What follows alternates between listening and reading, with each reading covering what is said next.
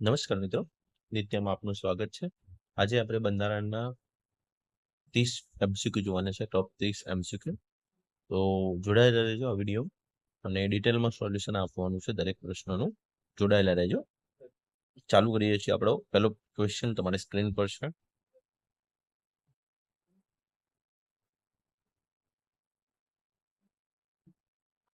કે ડાયાસી છે એ બંધારણને શું ગણાવે છે? તો જવાબ છે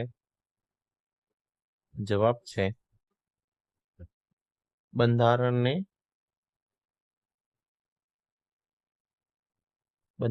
વ્યક્તિઓના અધિકારનો સ્ત્રોત ગણાવે છે. બંધારણને દેશનો સર્વોચ્ચ કાયદો ગણાવે છે. કે બંધારણ ન્યાયાલય દ્વારા વ્યાખ્યાયિત અને લાગુ કરવામાં આવતા નિયમો છે. તો જવાબ સી આવશે. ઓકે, તો બંધારણ એ ન્યાયાલય દ્વારા વ્યાખ્યાયિત અને લાગુ કરવામાં આવે છે. આપણે જોયું હશે કે આપણા દેશનું બંધારણનું સંરક્ષક કોણ છે? તો સંરક્ષક કોણ છે? તો સંરક્ષક છે સુપ્રીમ કોર્ટ. બરાબર, સુપ્રીમ કોર્ટ આપણા દેશમાં બંધારણનું સંરક્ષણ છે. જો સરકાર છે એ બંધારણ વિરુદ્ધ કોઈ ડિસિઝન લે છે તો શું કરવામાં આવશે? એને રદ કરવામાં આવશે. ઓકે, તો એ વાત છે. એટલે ડાયાસી એ બંધારણને શું ગણાવે છે? બંધારણ ન્યાયાલય દ્વારા વ્યાખ્યાયિત કરવામાં આવે છે. ચલો, નેક્સ્ટ પ્રશ્ન આપની સ્ક્રીન પર છે કે સુપ્રીમ કોર્ટ દ્વારા કયા કેસમાં અનુચ્છેદ 22 ને બંધારણની પૂરક જોગવાઈઓ એટલે કે અગલી પ્રોવિઝન ગણાવી હતી? તો કયો અનુચ્છેદ છે? કે 22 અનુચ્છેદ 22માં શું છે? કે ધરપકડ અને અટકાયત. ઓકે, એની વાત છે. ઓકે, ધરપકડ અને અટકાયત. તો એમાં મેનકા ગાંધી વિરુદ્ધ ભારત સંઘ, કેશવાનંદ ભારતી, ઇન્દિરા શાહની વિરુદ્ધ ભારત સંઘ, A.K. ગોપાલન. તો જવાબ આવશે ડી, A.K. ગોપાલન વિરુદ્ધ મદ્રાસ રાજ્ય. આ વિરુદ્ધ શું છે? એ પહેલો કેસ છે એ લડાયો હતો અને અનુચ્છેદ 22 છે એ ધરપકડ અને અટકાયત માટે છે. ધરપકડ અને અટકાયત માટે છે.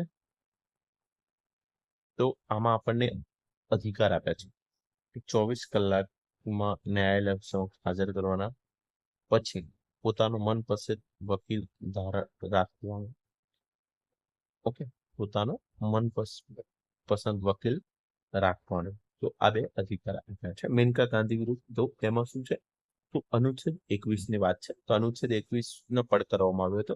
કેશવાનંદ ભારતી કેસમાં શું હતું? તો ભાઈ આમુખને પડકારવામાં આવ્યું હતું. અને ઇન્દિરા શાહની કેસમાં શું હતું? તો 50% બંધારણ ફિક્સ કરવામાં આવ્યું હતું. ઓકે, 50% બંધારણ ફિક્સ કરવામાં આવ્યું હતું. નીચેનામાંથી કયું વિધાન છે એ સાચું છે? નીચેનામાંથી કયું વિધાન છે એ સાચું છે? તો વિધાનમંડળ દ્વારા પસાર કરાયેલા, સાચું નથી.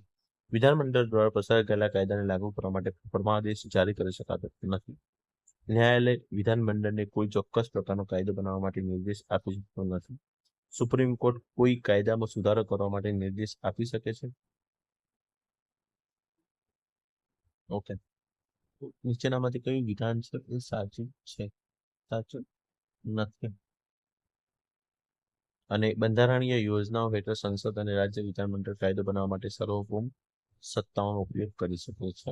તો સુપ્રીમ કોર્ટ કોઈ કાયદામાં સુધારો કરવા માટે નિર્દેશ આપી શકે છે. આ વિધાન સાચું નથી. સાચું નથી. ઓકે, કોઈ કાયદો કોણ બનાવે છે? તો સંસદ બનાવે છે.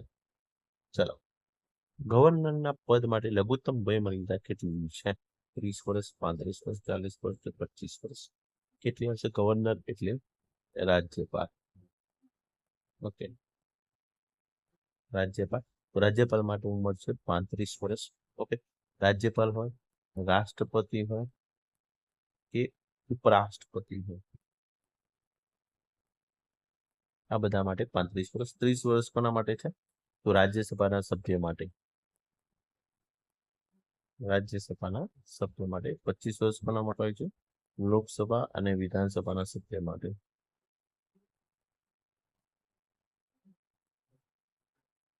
અહીંયા વિધાન પરિષદ આવી ગયું. ઓકે, વિધાન પરિષદ 30 વર્ષની ઉંમર હોય તો બની શકાય છે, અને 21 વર્ષની ઉંમર હોય તો કોમેન્ટ કરો શું બની શકાય? સરપંચ અને ઉપસરપંચ સભ્ય તાલુકા પંચાયત નગરપાલિકામાં બધું બની શકાય છે. ઓકે, તો આ લાયકાત છે. અનુચ્છેદ નંબર 153 થી રાજ્યપાલની જોગવાઈ છે. ઓકે, અનુચ્છેદ નંબર 153 થી રાજ્યપાલની જોગવાઈ છે. ગોપનીયતાનો અધિકાર કયા અનુચ્છેદ હેઠળ આવે છે? તો ગોપનીયતાનો અધિકાર રાઇટ ટુ પ્રાઇવસી કયા અનુચ્છેદ હેઠળ આવે છે? તો અનુચ્છેદ નંબર 21 હેઠળ આવે છે, રાઇટ ટુ પ્રાઇવેસી. કે પુટ્ટાસ્વામી કેસ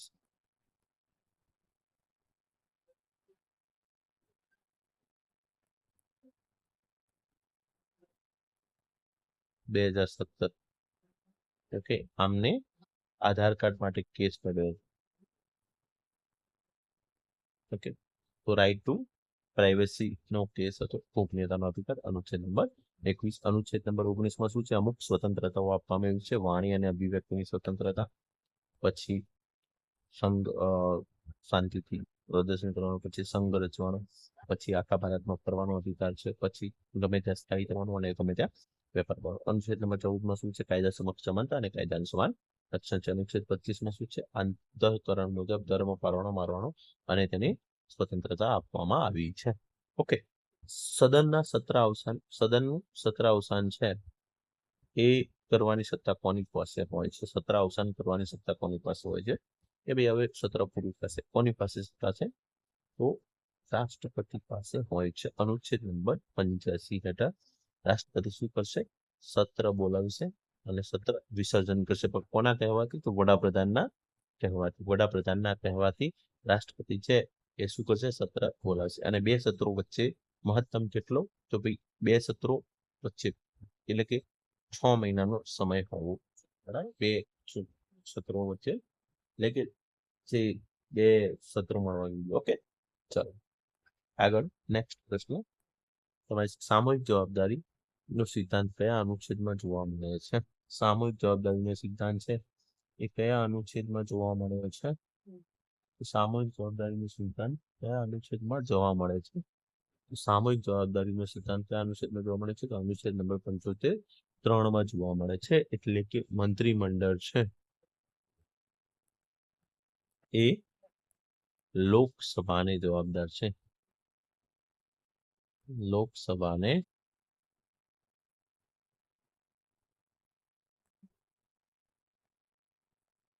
જવાબદાર છે. ઓકે, લોકસભાને જવાબદાર છે. અનુચ્છેદ નંબર 88 માં શું આપ્યું છે?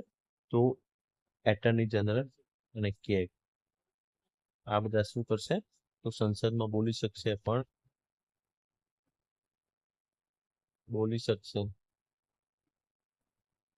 મત નહીં આપી શકે.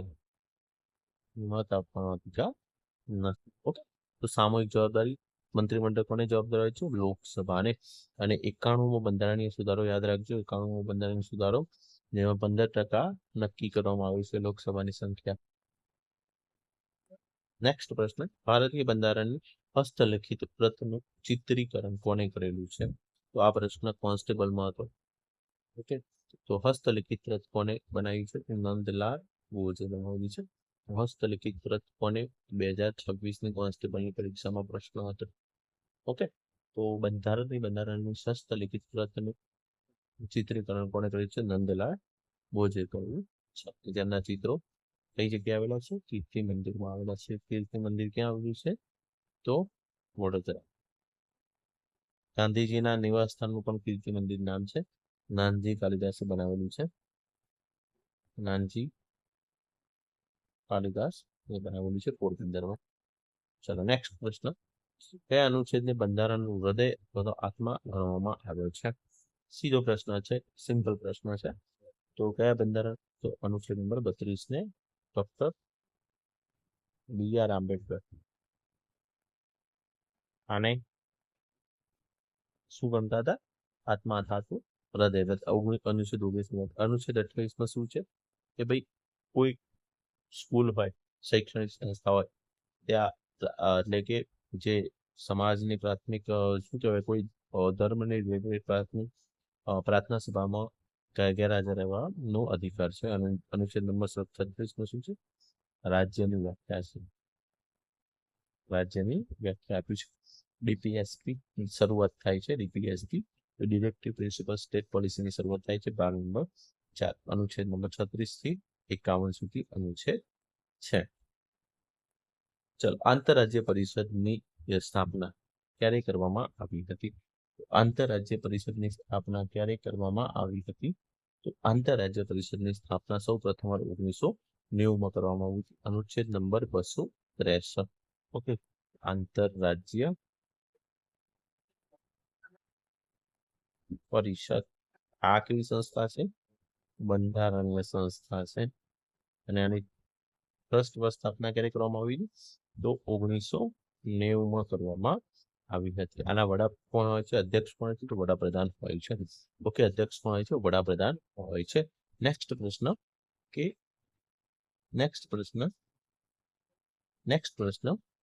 કે રાષ્ટ્રપતિ કયા અનુચ્છેદ હેઠળ બંધારણીય કટોકટીની ઘોષણા કરી શકે છે? તો અનુચ્છેદ નંબર 352 હેઠળ શું કરી શકે છે? બાહ્ય કટોકટી અથવા તો આંતરિક કટોકટી એટલે કે સશસ્ત્ર વિદ્રોહ ને જાહેર કરી શકે છે. પછી 356 અનુચ્છેદ નંબર 356 થી શું જાહેર કરી છે? બંધારણીય કટોકટી અને નાણાકીય કટોકટી જાહેર કરી શકે છે. હજુ સુધી જાહેર થયેલ નથી. અને કેટલો સમયમાં પસાર થવું જોઈએ સંસદમાંથી? તો 2 મહિનામાં. કોન્સ્ટેબલનો પ્રશ્ન હતો. નાણાકીય કટોકટી સંસદમાંથી કેટલા સમયમાં પસાર થવું જોઈએ? 2 મહિના. અને એનો આપણા ભારતનો તિરંગો છે એ અડધી કાંઠી ઊંધો લટકે છે. ઓકે, અનુચ્છેદ નંબર 368 શું છે? કોમેન્ટ કરવાની છે. મોસ્ટ આઈએમપી અનુચ્છેદ છે. એકદમ આઈએમપી છે. તમારે કોમેન્ટમાં કરવાનું છે. અને આમાં આ જોરદાર અનુચ્છેદ છે, બરાબર? ઓકે, તો કોમેન્ટ કરજો. ચલો, ભારતના પ્રથમ મુખ્ય ચૂંટણી કમિશનર કોણ હતું? તો પહેલા ચૂંટણી માટેનો ભાગ છે ભાગ નંબર 15 અનુચ્છેદ નંબર 324 થી 329. ઓકે, 324માં ચૂંટણી પંચની રચના અને એના કમિશનરની બધી વાત છે. તો સુકુમાર સેન છે એ ફર્સ્ટ ચૂંટણી કમિશનર હતા. અને વર્તમાન કોણ છે? વર્તમાન છે જ્ઞાનેશ કુમાર.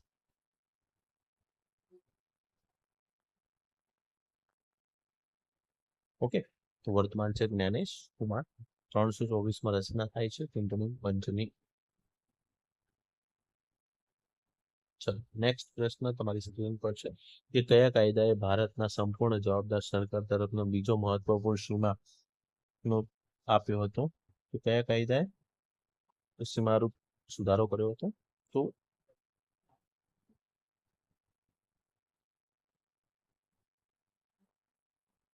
સંપૂર્ણ જવાબદાર સરકાર તરફનો બીજો મહત્વપૂર્ણ સીમા ચિહ્નરૂપ સુધારો કર્યો હતો. તો 1919નો મોન્ટેગ્યુ ચેમ્સફોર્ડ અધિનિયમ.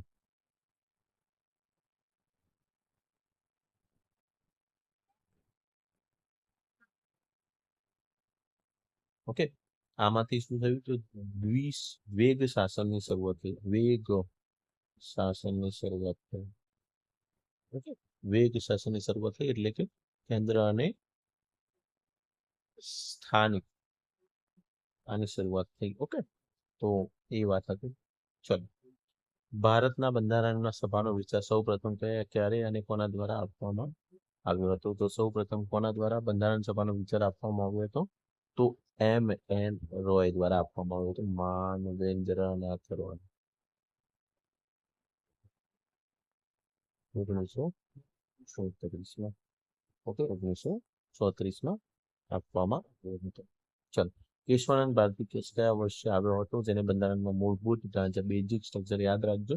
મૂળભૂત ઢાંચાનો સિદ્ધાંત સ્થાપિત કરે છે. 1973માં 24 April 1973. 24 April 1973માં Keshavananda Bharati case આવ્યો છે. ઓકે, જેમાં 13 જજ હતા. 13 જજોએ ચુકાદો આપ્યો હતો. 13 જજોએ ચુકાદો. અત્યારે કેટલા જજ છે? કે અત્યારે 37+1 છે. તો સુપ્રીમ કોર્ટના હમણાં જ જજોની સંખ્યા વધી છે.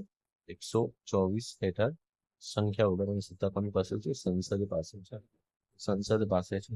ઓકે, ચલો, નેક્સ્ટ પ્રશ્ન તમારી સ્ક્રીન પર છે કે નીચેનામાંથી કઈ વિશેષતા ભારતીય બંધારણને વિશ્વનું સૌથી લાંબુ બંધારણ બનાવવામાં ફાળો આપે છે? તો કયું છે? કે તેમાં તે તમામ પ્રકારની કટોકટીની વિગતવાર ચર્ચા કરે છે, આપતી નથી. તો આ સાચું છે. સંસદ અને રાજ્ય વિધાનમંડળ સભ્યોના અધિકારો વિશેષાધિકાર સંહિતા બાદ છે. ત્યારે તમામ પ્રકારની ભારતીય નાગરિકતા અને તેને કેવી રીતે સમાપ્ત કરી શકાય તેની ગણતરી કરે છે. તો આ નથી. આના માટે ભારતે નાગરિકતા માટે 1951માં અલગથી એક્ટ બનાવેલો છે. ઓકે, 1951 માટે કે 1951 થી 56માં અલગથી એક્ટ બનાવેલો છે. ઓકે, તો એવી વાત છે. મૂળભૂત અધિકારોની યાદી જે નહીં પરંતુ તેના પર લાગુ કરવા પ્રતિબંધ પણ આપે છે. આ સાચું છે. આ વિધાન ખોટું છે. ત્રીજા નંબરનું. ઓકે, ચાલો. ભારતમાં કાનૂની સાર્વભૌમત્વ શેનામાં નિહિત છે? તો કાનૂની સાર્વભૌમત્વ શાનામાં નિહિત છે? તો બંધારણમાં નિહિત છે. શામાં નિહિત છે? બંધારણમાં નિહિત છે. ઓકે, કાનૂની સાર્વભૌમત્વ શામાં નિહિત છે? બંધારણમાં નિહિત છે. ઓકે, ચલો. બંધારણ સભાના બંધારણીય સલાહકાર તરીકે કોને નિમવામાં આવ્યા હતા? તો ડોક્ટર બી.આર. આંબેડકર છે એ પ્રારૂપ સમિતિના અધ્યક્ષ હતા. પ્રારૂપ સમિતિના અધ્યક્ષ હતા. અને પ્રારૂપ સમિતિની રચના ક્યારે થઈ હતી? તો 29 ઓગસ્ટ 1947ના રોજ થઈ હતી. કે.એમ. મુનશી છે એ પ્રારૂપ સમિતિના અધ્યક્ષ સભ્ય હતા. અને રાજેન્દ્ર પ્રસાદ છે બંધારણ સભાના અધ્યક્ષ હતા. બંધારણ સભાના કાયમી અધ્યક્ષ હતા. અને સર બી.એન. રાવ છે એ સલાહકાર હતા. બરાબર, સર બી.એન. રાવ છે એ બંધારણીય સલાહકાર. ચલો, નેક્સ્ટ પ્રશ્ન. બંધારણીય સભાની યુનિયન બંધારણીય સમિતિના અધ્યક્ષ કોણ હતા? તો સંઘ બંધારણ સમિતિના અધ્યક્ષ કોણ હતું? તો સંઘ બંધારણ સમિતિના અધ્યક્ષ હતા જવાહરલાલ નહેરુ. જનરલ સમિતિના અધ્યક્ષ કોણ હતા? જે.બી. કૃપલાની. પ્રારૂપ સમિતિના અધ્યક્ષ કોણ હતા? ડોક્ટર બી.આર. આંબેડકર હતા. ઓકે, આ યાદ રાખજો. ચલો, બંધારણીય સભાને પ્રથમ બેઠક ક્યારે મળી હતી? તો 9 ડિસેમ્બર 1946ના રોજ પ્રથમ બેઠક મળે છે. અંતિમ બેઠક ક્યારે મળી હતી? તો 26 નવેમ્બર 1949ના દિવસે. બંધારણ 284 સભ્યોએ સાઇન કરી હતી, સહી કરી હતી અને સ્વીકારવામાં આવ્યું હતું. 26મી જાન્યુઆરીએ શું થયું? બંધારણ લાગુ પડ્યું હતું. અને 15મી ઓગસ્ટ આપણે આઝાદ થયેલા છીએ. ઓકે, 15મી ઓગસ્ટ આપણે આઝાદ થયેલા છીએ. ચલો, 44માં બંધારણીય સુધારા દ્વારા 44માં બંધારણીય સુધારા દ્વારા કયો મૂળભૂત અધિકાર દૂર કરવામાં આવ્યો છે? તો અનુચ્છેદ નંબર 31 દૂર કરવામાં આવ્યો છે. અને ક્યાં લઈ જવામાં આવે છે? અને ભાગ 12માં લઈ જવામાં આવે છે. અનુચ્છેદ નંબર 300A માં કયો કાયદો બનાવી દીધો છે? કાનૂની અધિકાર બનાવી દીધો છે. કાનૂની અધિકાર બનાવી દીધો છે. ઓકે, સ્વતંત્રતાનો અધિકાર છે એ તો છે 19 થી 22. સમાનતાનો અધિકાર છે એ 14 થી 18માં છે. ઓકે, શોષણ વિરોધ અધિકાર છે 23-24માં. આ ખાલી રદ કરે છે એટલે આ જવાબ આવશે. ઓકે, મિલકતનો અધિકાર છે એ 31મો અનુચ્છેદ છે. 44માં બંધારણ સુધારો 1978. યાદ રાખજો વર્ષ. ઓકે, ચાલો, નેક્સ્ટ પ્રશ્ન. 7 સ્વતંત્રતાઓ કયા અનુચ્છેદ સાથે સંબંધિત છે? 7 સ્વતંત્રતાઓ કયા અનુચ્છેદ સાથે સંબંધિત છે? તો અનુચ્છેદ 19 સાથે સંબંધિત છે. તો પહેલી છે કે વાણી અને અભિવ્યક્તિની સ્વતંત્રતા. પછી બીજી છે શાંતિથી આંદોલન કરવાનું. ત્રીજી છે સંઘ રચવાની. ચોથી છે વ્યવસાય કરવાની, ફરવાની, ભારતમાં હરવા ફરવાની. પછી 5મી છે સ્થાયી થવાનું. અને 6ઠ્ઠી છે વેપાર કરવાની. મિલકતનો અધિકાર. 7મી છે વેપારનો અધિકાર છે.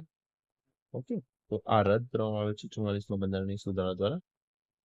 ચલો, સુપ્રીમ કોર્ટના ન્યાયાધીશોની નિમણૂક કોણ કરે છે? તો અનુચ્છેદ નંબર 124(2) હેઠળ કોણ નિમણૂક કરે છે? રાષ્ટ્રપતિ નિમણૂક કરે છે. કોની ભલામણ? Collegium system. Collegium system. Okay, આ સિસ્ટમની ભલામણથી કરે છે. સૌથી વરિષ્ઠ વ્યક્તિ છે સુપ્રીમ કોર્ટના ન્યાયાધીશ બને છે. અત્યારે કોણ છે? જસ્ટિસ સૂર્યકાંત છે. જસ્ટિસ સૂર્યકાંત છે. ઓકે, જસ્ટિસ સૂર્યકાંત છે. ચાલો, રાષ્ટ્રપતિ શપથ કોની સમક્ષ લે છે? તો રાષ્ટ્રપતિ ભારતના મુખ્ય ન્યાયાધીશ સમક્ષ શપથ લે છે. અનુચ્છેદ નંબર 60 હેઠળ રાષ્ટ્રપતિ છે એ શપથ લે છે બંધારણના સંરક્ષણ. અનુચ્છેદ નંબર 60 હેઠળ વડાપ્રધાનને શપથ કોણ અપાવે છે? તો રાષ્ટ્રપતિ અપાવે છે. ઉપરાષ્ટ્રપતિને કોણ અપાવે છે? રાષ્ટ્રપતિ અપાવે છે. લોકસભાના અધ્યક્ષની શપથ હોય છે કે નથી હોતા? એમને સભ્ય તરીકે શપથ લેવાના હોય છે. અધ્યક્ષ તરીકે શપથ લેવાના હોતા નથી. અધ્યક્ષ તરીકે ના હોય. ઓકે. ભારતના બંધારણ ઘડવામાં કુલ કેટલો સમય લાગ્યો હતો? ઈઝી પ્રશ્ન છે. તો 2 વર્ષ 11 મહિના અને 18 દિવસ લાગ્યા હતા. 2 વર્ષ 11 મહિના અને 18 દિવસ જેટલો સમયગાળો લાગ્યો હતો. ઓકે. ભારતીય બંધારણમાં કુલ કેટલી કલમો અને પરિસ્થિતિઓ છે? મૂળ સમયની વાત છે જ્યારે લાગુ પડ્યું ત્યારે 395 કલમો અને 8 પરિશિષ્ટ હતા. અત્યારે 460 કરતા પણ વધારે અનુચ્છેદ છે અને 12 પરિશિષ્ટ છે, જેમાં 9મી, 10મી, 11મી અને 12મી પાછળથી મેળવી છે. 9મી છે એ પ્રથમ બંધારણીય સુધારા દ્વારા, 10મી છે 52મો, 11મી છે 73મો અને 12મી છે 74મા સુધારાથી મેળવવામાં આવ્યું છે. ઓકે. ચાલો, ભારતના બંધારણનું લોકોને ઈચ્છા અનુસાર હોવું જોઈએ આ વિચાર કોને વ્યક્ત કરેલો છે? કોને ભારતનું બંધારણ છે લોકોની ઈચ્છા અનુસાર હોવું જોઈએ આવું કોને વ્યક્ત કરેલો છે?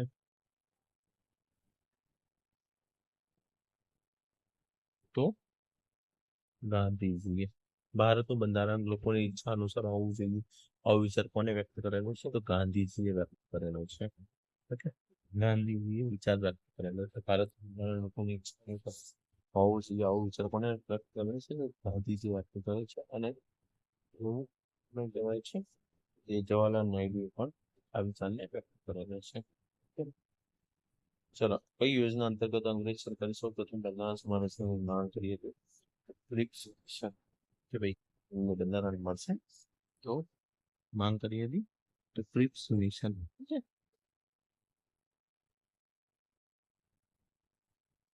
તો માંગ કરી હતી ક્રિપ્સ મિશન. ચાલો, નેક્સ્ટ પ્રશ્ન કે એસઆર રાવ એ એસઆર બોમ્બે વર્સિસ ભારત સંઘ કેસ કયા વર્ષે કેન્દ્ર રાજ્ય સંબંધ નક્કી કરવામાં આવ્યો છે? તો 1994. ઓકે. કે રાજ્યમાં કેટલું રાષ્ટ્રપતિ શાસન લાગશે આ બધું નક્કી કરવામાં મહત્વની ભૂમિકા ભજવી હતી. તો આ હતા 30 MCQ. કેવા લાગે કમેન્ટમાં જરૂર જણાવજો. અને જો વિડીયો ગમે હોય તો વિડીયોને લાઈક કરજો અને ચેનલને સબસ્ક્રાઇબ કરી દેજો આવા જ વિડીયો જોવા માટે. Okay. Thank you so much. મળીએ નેક્સ્ટ વિડીયોમાં. ત્યાં સુધી આપનું સૌનો આભાર. જય હિન્દ, જય Bharat. Thank you so much.